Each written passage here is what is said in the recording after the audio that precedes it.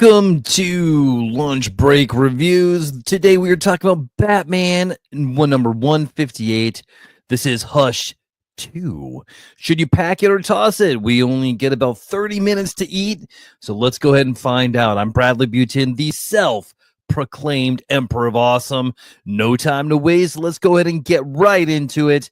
The creative team on this one is Jeff Loeb's the writer and Jim Lee and the art.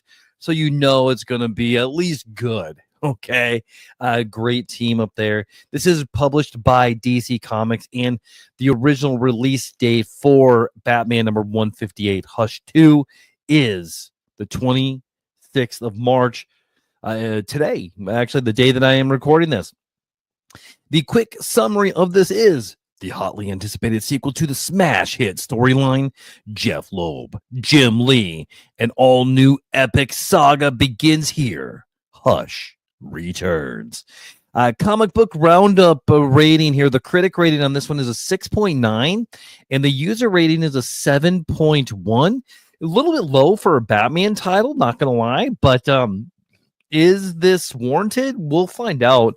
We're going to go over a bunch of reviews, and we're going to see if it warrants it or what. I read it. We'll go over my review first, and I'll give you some, actually just my real thoughts on it after, more than just what I'm just writing. But if you want to go to my written review, find it on Comic Book Roundup, interact with me all over the place. So you go, I give it an 8.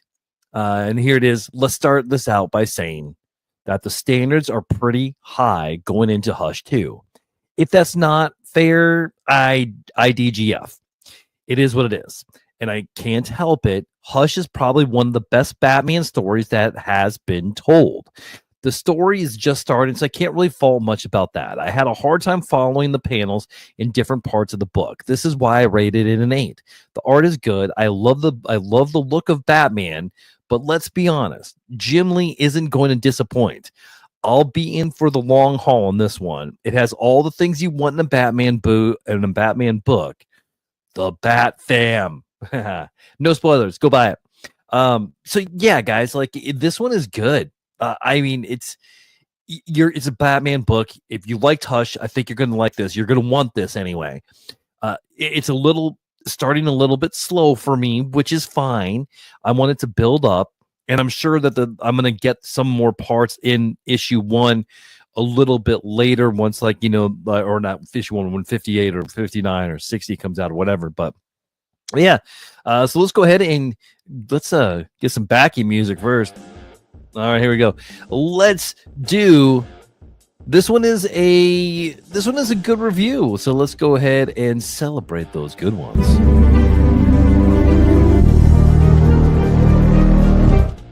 I got a bunch of critic reviews here. This one is from Geek Dad. It's a Ray Goldfield, a 9.0, and it is just this.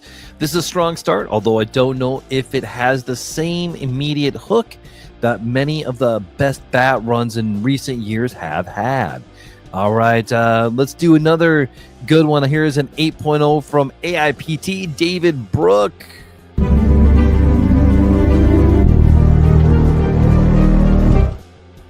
Batman number 158 delivers a thrilling, well-crafted start to Hush 2, with Jim Lee's art shining as a major highlight. The story sets the stage for deeper mysteries, compelling action, and Batman's ongoing moral struggles. Man, I can't read. However, Hush's presence is minimal, making this feel more like a Joker-focused issue than a true sequel, at least for now. Yeah, that's fair. That one's definitely fair. Let's keep going. Another good review.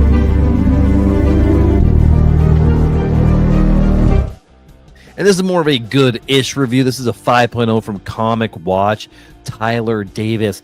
Batman number 158 is a perfect encapsulation of the Caped Crusader's greatest struggle in the last few years, as even one of the most influential writers on the character cannot escape the shadow of history. Pair that with technically sound but seemingly rushed visuals, and you have a sequel to one of DC's highest-selling graphic novels that fails to live up to anything other than short-term sales numbers. Ooh, that's a little harsh, man. We gotta let this one sit a little bit. We gotta let this one grow. We gotta let this see more of the story. This is just issue 1. We don't have the whole story yet, so it's not like we sit down and all. I think it's better than 5. Really do. But this we got a bad review. This is kind of hard on some of these comics. I got a 4.5. Ooh.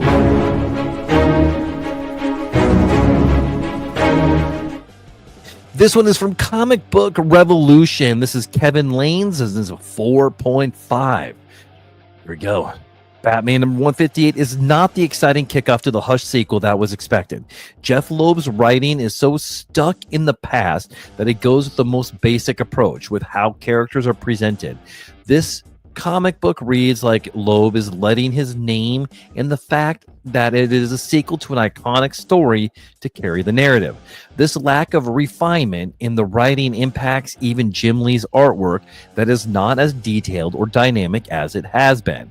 With so many quality comics right now, both within DC Universe and the Absolute Universe, this Hush sequel fails to present itself as a premier story all Batman fans should be reading. Ooh. Okay, all right, well, let's keep going here. I have another. This one's pretty good. This is a 7.0.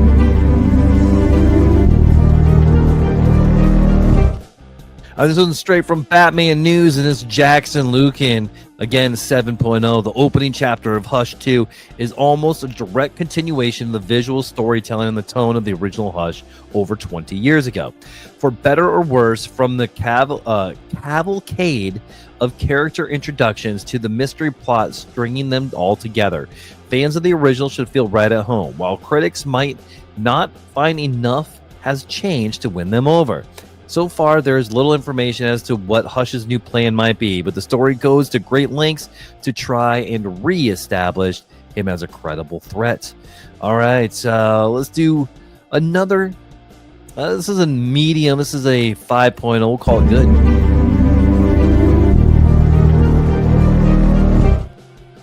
This is from But Why, though? William Tucker gives, again, 5.0. Batman issue 158 is more than just a reunion tour. The old band is back together, and the comic combines those talents again. But the story itself feels new and improved.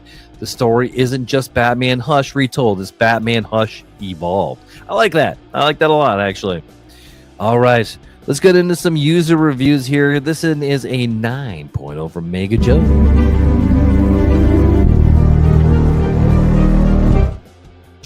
All right, says, wow, sometimes feeling like you've gone back in time when reading a comic is good. While some are hoping that Jim Lee and Jeff Loeb's return to the pages of Batman for a sequel to their seminal Hush storyline will be a return to great comics of 20 years ago. It actually does more than that, but this comic manages to grab the feel of Batman comics from even further back to the Bronze Age. There were some Denny O'Neil and Neil Adams here, as well as Jerry Conway, Len Wein, Jim Aparo, Don Newton, and Doug Moenick.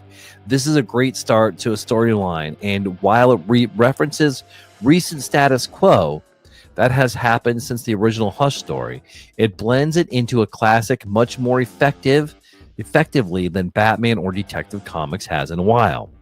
There's no BS in this issue. It's just great comics. There's Batman as detective in this issue. The Bat family is firmly in play, and Loeb has an angle on the Joker that's certainly not seen often.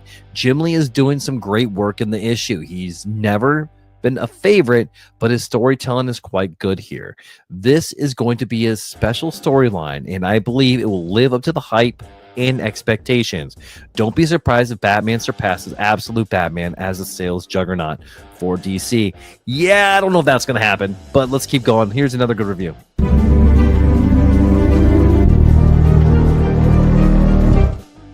All right, this one is an 8.0 from Bat Sledge, and this is it. This eagerly anticipated sequel grabs you by the throat and doesn't let go in its first chapter. I did find that Batman got taken out a little too easily at the start, mainly because the plot required this to happen.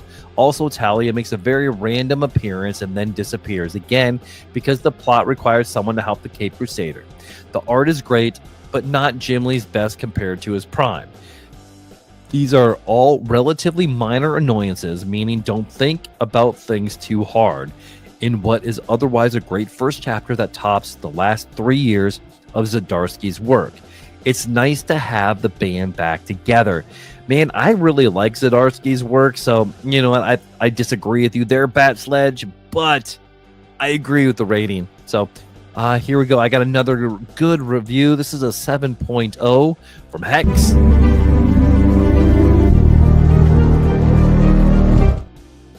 Like most artists past their prime, Jim Lee recycles his older dynamic poses and iconic set pieces to mixed results. I won't say it looks bad, but it's definitely derivative of his own earlier work, and it stands out. Loeb's writing is much the same. This is definitely post-Loeb peak. He's harder, his stories darker in tone, vocabulary and scope. He went through trauma. It makes sense. What doesn't is the story's existence. I'm happy to read more Batman, but this story should have been written 20 years ago. This came out of nowhere. One thing stuck out to me specifically, and I think it is very telling about Loeb's approach to storytelling and his perception of Batman. I don't think he has a lot of reverence for him, which isn't a horrible thing. You don't have to worship a character and keep every part of their core tenets uniform forever. That's how characters change. But here, in the first 2 pages, Batman kicks the mask off of a Joker henchman, activating some form of Joker toxin acid, killing him. After yelling at the corpse, asking where the Joker is, Batman immediately turns around and kicks the mask off another goon, again killing him. That's not even plausible deniability of murder or manslaughter on the second guy. Come on, man. The first I can let slide. In this moment, he wouldn't know, but considering that he's the world's greatest detective, and this is once again somewhat of a detective story, he would easily be able to deduce that kicking the mask off the second guy would result in the same reaction as the first one. Overall, I do like this. It takes me back to a Batman that I've been missing for a long time. But unlike some people, I would rather just read the old stuff than beg for what's new, to be old again, to eternally be disappointed, or to actually get their wish and have two men who have really no business creating a sequel to a book 23 years later. It's well drawn for Jim Lee. It's a bit disappointing. It's fairly well written for Jeff Loeb. It's disappointing. In total, it's derivative and unnecessary. One final note, I'm calling it now. This isn't about Hush. It's about Jason. They're going to make him a villain again. Man, sure. I'm all for that, man. We'll see where this story goes. And I got one more review. This is a mid one. This is what we're going to call it good. It's a 5.0. This is from 5.0 from Richard Inho. As much as Chip Zdarsky's run on Batman was somewhat underwhelming at times, I was still disappointed when I found out it wasn't going to end. To make way for what I expected to be nothing more than a cash grab. Devoid of artistic inspiration, sadly, this has turned out to be the case. Lee's work is still impressive, but he's clearly just going through the motions at this point. His work has acquired, but I can only describe as an academic quality. Technically brilliant, but creatively void. The story is shaping up to be pretty much a retread of the first series, and it's a struggle to care who done it. All more depressing that I was offered a special protective sleeve for this book in the comic shop, confirming suspicions that the target audience for this are speculators and plastic tomb collectors. Cool, man. Did any of these reviews change my mind? I don't know. I don't think so. Do I agree with everything? Yes and no. Man, like, it's a very mid book, but it's also the beginning of a start of something big. So I'm willing to put in the work and see where it goes. There was some good points in here, especially from Hex there. So we'll see where this ends up on the lunch break point system. And if you disagree with any of these reviews, let me know. If you disagree with what my breakdown of it, we're gonna go through here in just a second. Also, let me know. This is my unique rating with 5 points per category. I got 5 categories for a total of 25 points. All right. Story plot. This is the main course of the book. For 3 points, that'd be a decent storytelling that mix of strengths and weaknesses. I think it's going to pretty much live right there. I think this is going to see a lot of 3s and 4s. It's fine. It's just the start. The point where he does pretty much commit murder in the first couple pages of the book, that is a solid point, and I think that did change me from like what a 4 would be to a 3. And I'm going to give it a 3 for that. All right, so we are at 3. Next is characters and dialogue, the side dish. Are the characters well written and the dialogue engaging?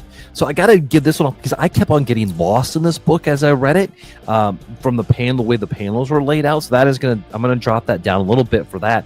So what would a 3 be? Good character depth with some decent dialogue, but room for improvement? Yeah, what's a 4? Strong character arcs, well-crafted relationships, and engaging dialogue. I think if there was more out there, it might end up at a 4, but I think for right now, I'm going to mark this one down with a 3 as well. So we're at 6 points. Artwork. So now we're going to look at the presentation of the book, the artwork and the visual style. Does the art elevate the storytelling and create a visually compelling experience? All right. Because I did get lost a little bit, but the story's pretty good. Well, 3 would be good overall, but with occasional weak panels or visual storytelling gaps. A 4 would be consistently impressive with expressive character work and fluid action. This was a lot of nonstop action in there between Talia al Ghul. We get Nightwing, we get Batgirl, we get more of the Bat family. Okay, you know what? I'm giving this one a 4. We're gonna go with 4 here. All right, and that's just my gut feeling. It could have gone either way. Next, for entertainment value, this is the flavor factor. Okay, 3 points would be enjoyable overall, with some lulls or pacing issues. A 4 points would be highly entertaining with moments that stand out. It does remind me a lot of older Batman. I think for that, I do have to give it a 4 points. It reminds me of the Batman, how much Batman has changed. So we're going to stick with the 4 on that one. Rereadability. Okay, leftovers or toss it. So let's talk about it.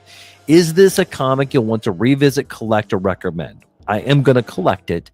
I will also revisit it. I'm probably going to buy a couple more covers as well. So it's definitely worth a second read or keep it in your collection. That's for us for 3 points. 4 points would be highly rereadable with layers of detail or enjoyment. 5 would be a timeless classic, essential for any collection. It's not going to be a 5, but I don't mind giving this a 4. So we're going to have a total of 18 points. 18 points will land this into a solid and enjoyable, definitely worth checking out. I think that's right. So this for me, in a pack it or toss it, is going to be a pack it. My final verdict on this book is go to your local comic book store, get it in your pull tab, in your pull list, and enjoy it, man. Get a couple of those covers because there's just a ton of them. So I like it, and it's not perfect by any means. That's okay. All right, if you want to find me, you can go to Letterboxd at NerdDadBrad, YouTube at NerdPositive1, Facebook at NerdPositive, TikTok at NerdPositive1, and X at NerdDadBrad. All right, thanks for tuning in to Lunch Break Reviews. For more bite-sized takes on the latest comics, TV shows, and blockbusters, be sure to follow, share, and rate the show 5 stars. Pretty please. Want to join the conversation or be a guest on a future episode? Reach out. You might just find yourself on the next Lunch Break special. Until next time, keep your lunch packed and your comics stacked. Bye-bye.